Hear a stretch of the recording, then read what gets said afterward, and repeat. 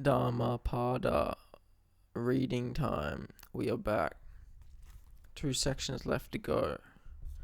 This section is called The Monk. Again, we're going to dive straight back into it.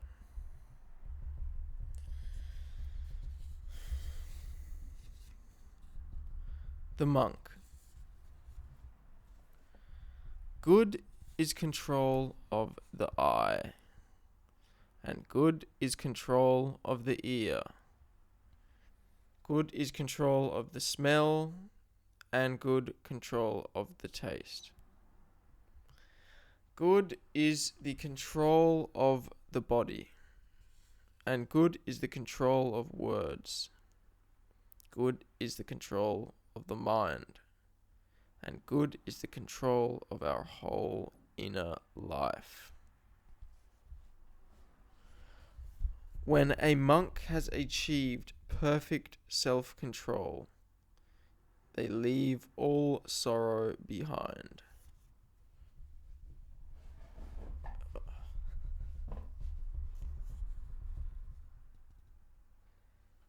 The one whose hands are controlled, whose feet are controlled, whose words are controlled, who is self-controlled in all things, finds the inner joy, whose mind is self-possessed. This is one who has found perfect peace, one I call a monk.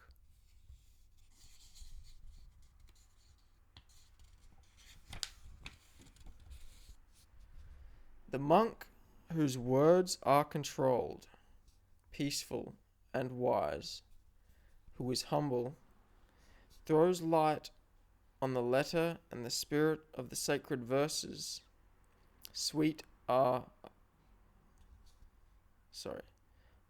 One who throws light on the letter and the spirit of the sacred verses. Sweet are his words. That's interesting. Throws light on the letter and the spirit of the sacred verses. Who abides in the truth of the Dhamma, whose joy is in the truth of the Dhamma, who ponders on Dhamma and remembers the truth of Dhamma. This monk shall never fall from Dhamma, from truth.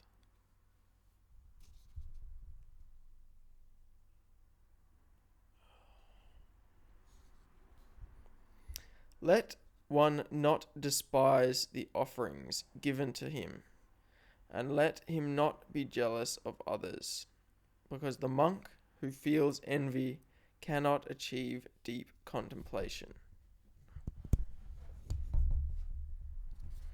However little a monk may receive, if they despise not what they receive, then even the gods will praise that monk, whose life is pure and full of endeavour. For whom name and form are not real, who never feels this is mine, and who sorrows not for things that are not, he in truth can be called a monk. I really like that line, hey. It's just got a few things in it and it's just one sentence. For whom name and form are not real, who never feels this is mine, and who sorrows not for things that are not, he in truth can be called a monk. I like those to be the requirements as well. Maybe I could be a monk. The monk who is full of love and who fully lives in the law of Buddha. He follows the path of nirvana, the path of the end of all sorrow, the path of infinite joy. Empty the boat of your life, O man, when empty it will swiftly sail. Oh man, when empty of passions and harmful desires, you are bound for the land of nirvana. Cut off the five, selfishness, doubt, wrong austerities and rites, lust, hate. Throw off the 5. Desire to be born within a body or without a body. Self-will, restlessness, ignorance. But cherish 5. Faith, watchfulness, energy, contemplation, and vision.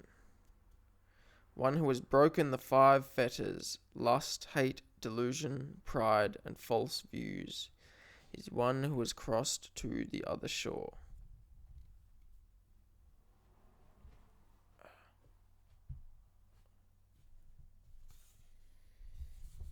Watch, bhikkhu, be in high contemplation, and think not of pleasure, so that you have not to think of pain, like those who in the fire of hell have to swallow a ball of red-hot iron. We're back at that. Hey, Benny, what the hell? Maybe your interpretation has more validity than just interpretation, because that would make a lot of sense in this scenario. They have to swallow the ball of red-hot iron to die and be reborn outside of hell, yet they can't, because who wants to do that? Like those who in fire have to swallow a ball of red-hot iron.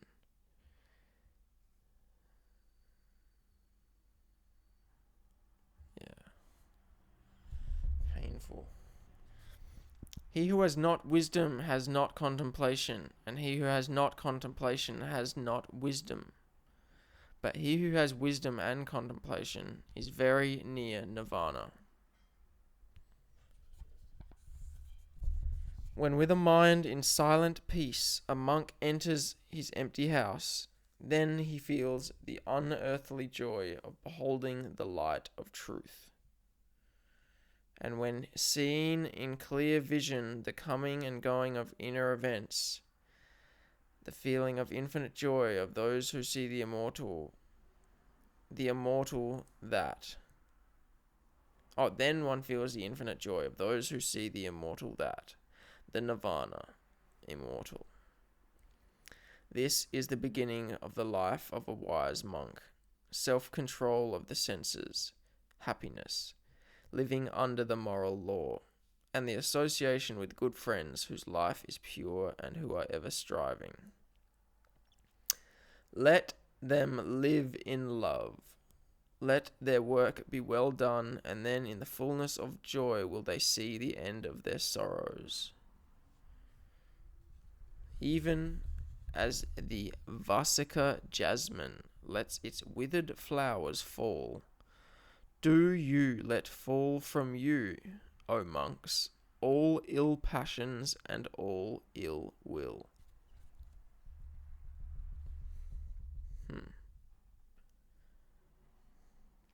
The monk is said to be a bhikkhu of peace when his body, words, and mind are peaceful, when they are master of themselves, and when they have left behind the lower attractions of the world. Arise, rouse thyself by thyself, train thyself by thyself. Under the shelter of thyself, and ever watchful, thou shalt live in supreme joy.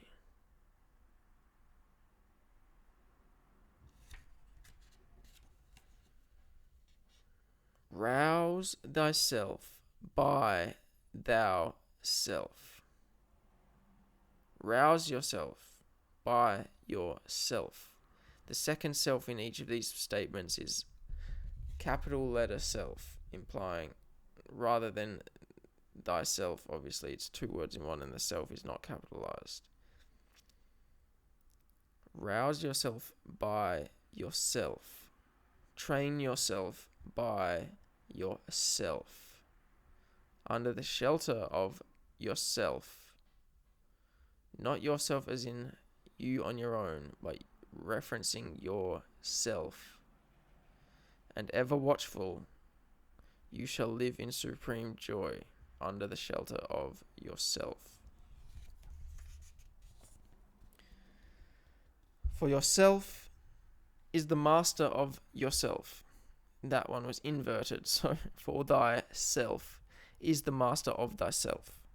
And thyself is thy refuge. Okay, we've got more refuge references. That's interesting. Maybe we update the refuge analysis. For thyself is master of thyself, and thyself is thy refuge.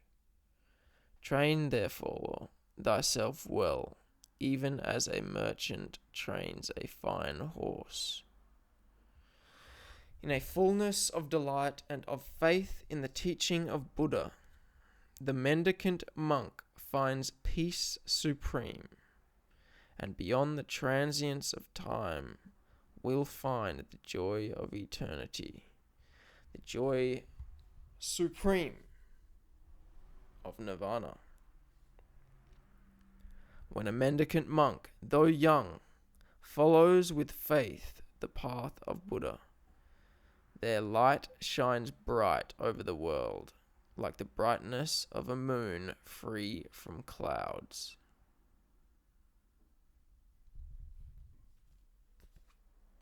That's the end of section 25, The Monk. What follows is the final section, the Brahman, which we'll save to next time. Thank you for joining, as always. Endless love. Nothing really more than that to be said. Endless love. Thank you for being here. Eternal family.